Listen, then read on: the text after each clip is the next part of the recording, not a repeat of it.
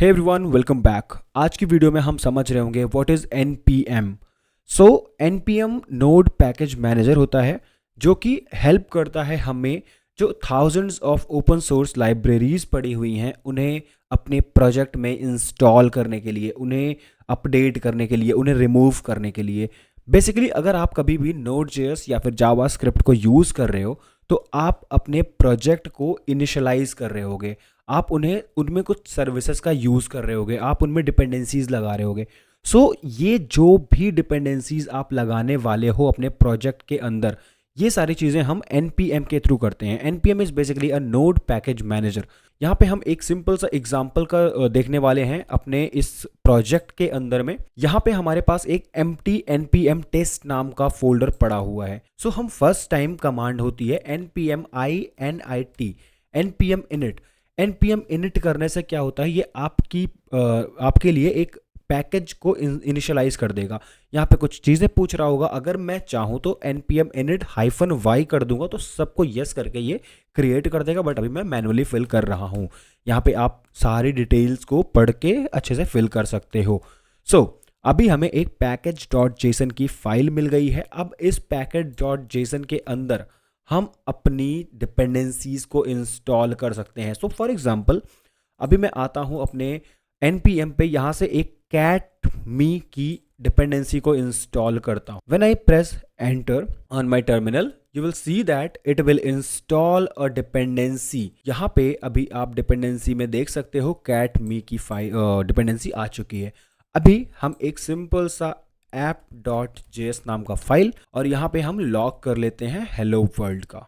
अब अगर मुझे ये फाइल को रन करनी है अपनी लोकल मशीन पे, तो यहाँ पे मैं नोड का यूज करने वाला हूँ। डिपेंडेंसीज को इंस्टॉल करने के लिए मैंने npm का यूज किया हुआ था और मैं उस फाइल का नाम दे दूंगा app.js। अभी आप देख रहे हो इसने मेरे हेलो को रन कर दिया। तो चलिए अभी हम देख लेते हैं कि हमने एक cat-me की एक डिपेंडेंसी इंस्टॉल करी थी, तो इसको किस तरह से यूज करते हैं। तो अगर आप npm जो हमारा npmjs.com है यहाँ पे आएंगे, जहाँ पे आपको ये डिपेंडेंसी मिलने वाली है, इसका इंस्टॉलेशन यहाँ पे आपको बोल रहा है कि आप पहले इसे रिक्वायर कर लो अपने फाइल के अंदर में। कैट मी को अपने इस app.js के अंदर में रिक्वायर करने वाले हैं। रिक्वायर करने से क्या होगा, हमने इसकी सारी फंक्शनैलिटीज को ले लिया अपने इस फाइल के अंदर में और हम सिंपली कैट मी फाइल को रन कर देंगे, मतलब मेथड को रन कर देंगे, फंक्शन को। और उसके बाद अगेन इस फाइल को हम रन करने वाले हैं npm node app.js।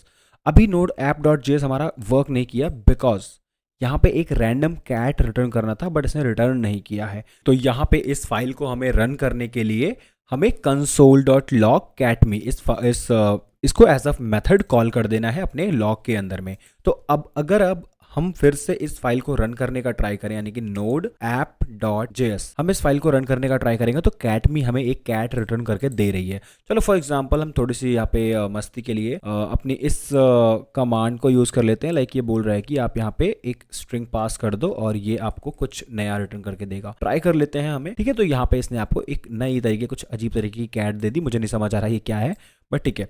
यहाँ पे आपको नोड पैकेज मैनेजर का कॉन्सेप्ट समझ में आया होगा। आपको प्रोजेक्ट को इनिशियलाइज करना है, नोड को इनिशियलाइज करना है, आपको डिपेंडेंसीज इंस्टॉल करनी है, डिपेंडेंसीज को अपडेट करना है, मॉडिफाई करना है। ये सारी चीज़ें हम यहाँ से करते हैं।